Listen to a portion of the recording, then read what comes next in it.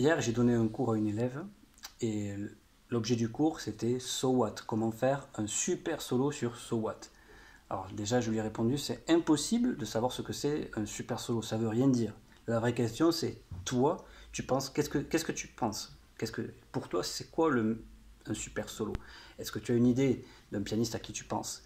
Et elle m'a sorti, oui, Petrucciani. J'adore ce qu'il fait. Donc, la première étape du cours, ça a été de relever les 8 premières mesures du solo de Petrucciani. Ce qui donne ça.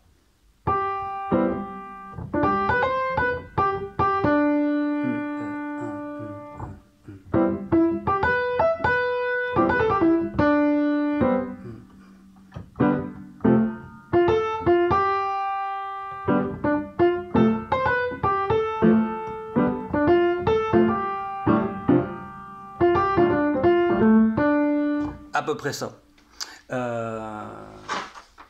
Donc, si on regarde le relevé,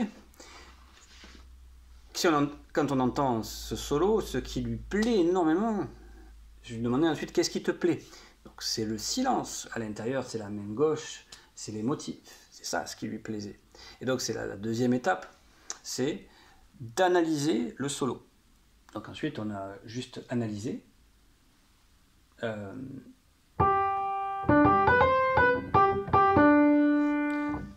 Motif très simple, avec une longue note au début. Et puis développement du motif, tout simplement. Ensuite, autour de la note sol, avec une petite variation. Et puis, un motif. Et puis, encore le même motif. Et puis, un autre motif. Donc en fait, c'est des petits motifs. Et ce qui est intéressant sur la main droite, c'est le silence qu'il y a entre ces motifs. Les longues notes, voilà, et où commencent les motifs dans la mesure. Ensuite, la main gauche, si on analyse, vous avez un cluster, un accord donc avec une tierce et seconde. Il utilise beaucoup ce genre d'accords. Il utilise aussi les mêmes voicings que fait Bill Evans, mais cette fois-ci que à la main gauche. Pareil, des petits clusters et les accords en carte. Voilà, c'est ce qu'il utilise à la main gauche. Donc, Petrucciani choisit de commencer pas sur Ré mineur 7, mais sur la Ré 7 suspendue, avec la carte suspendue. Très bien. Donc, c'est là la troisième étape que je lui proposais, c'est d'arriver ensuite, à partir de cette analyse-là, à écrire son propre solo. C'est-à-dire à prendre les concepts qui te plaisent ou qui lui plaisent et à les mettre dans un solo. Alors ce que je lui fais, c'est que je lui ai écrit 3 exercices avec des difficultés différentes sur 4 mesures pour qu'elle puisse s'entraîner sur ces 4 mesures. Le premier, et ce que j'ai trouvé qui était sympa, et en fait, pédagogiquement, ce que je trouvais intéressant aussi, c'est la main gauche, c'est le rythme de la main gauche. C'est ça le plus dur à avoir.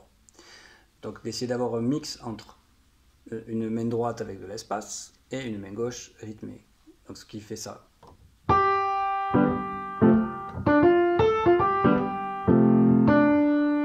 Donc en fait, j'ai piqué le solo de Petrucciani, j'ai piqué ça, ce motif-là, et je lui ai piqué le même début qu'il fait. Je lui ai piqué son idée. J'ai réutilisé ces idées-là de main gauche, sauf que je les ai placées différemment. Ici.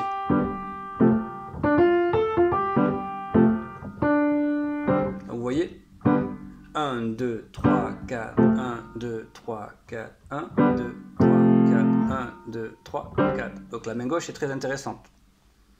Le motif se déplace. C'est ce qui est intéressant. Donc ça, c'est à transposer.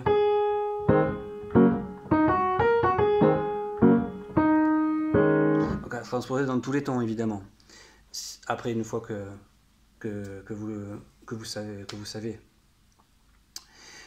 Deuxième exercice, plus sur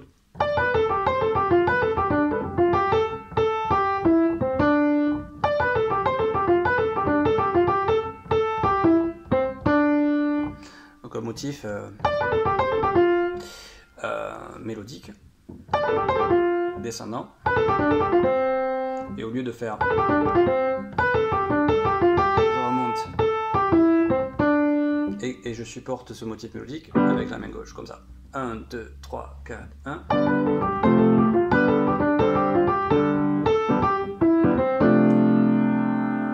Voilà.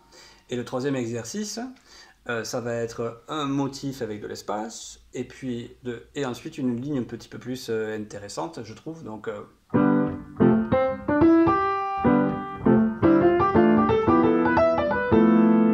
voilà.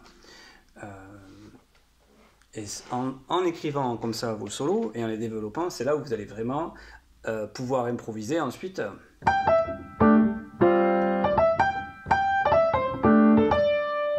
Avec de l'espace, etc. Et être libre dans ce que vous faites. Voilà.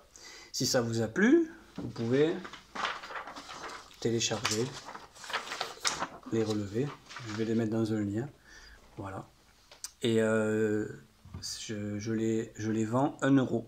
Voilà. Si j'ai plus de demandes, je ferai plus de vidéos comme ça.